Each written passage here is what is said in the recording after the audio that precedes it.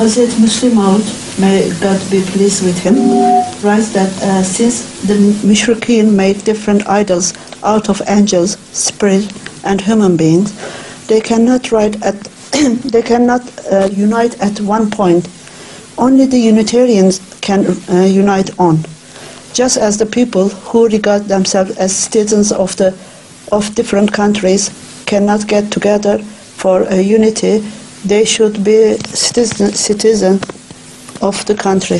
This is from Tafsir al-Sagir, page 528, footnote 4. And this lady gives also a reference from Surah Rum. Which lady? Islamabad, from Islamabad, here. And also gives a reference from Surah Rum, chapter 30, verse 33. Sorry. God Almighty says that of those who split up their religion and have become divided into sects, every party rejoining in what they have. Her question is... Rejoice in what they have. Rejoicing. Rejoicing.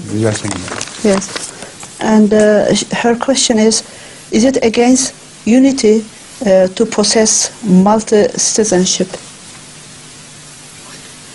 Multi-citizenship. Dual citizenship. According to that verse and according to that Muslims' writing. What did Muslims say against dual citizenship? That I fail to gather from this. Me too. You too. Everybody does. So just tell her, well, first of all, tell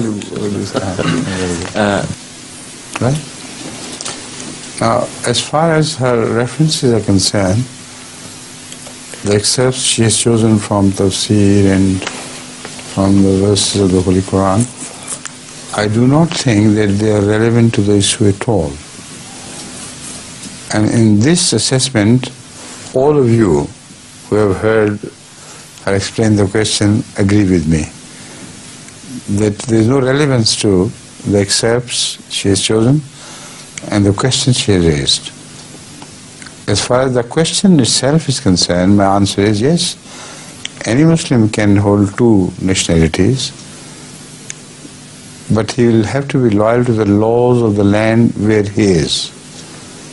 If he holds Pakistani nationality, he cannot extend the laws of Pakistani legislation to England when he is here. If he holds English nationality, British nationality, then when he goes to Pakistan, he cannot impose the British laws on Pakistani territories. That's all he has to do.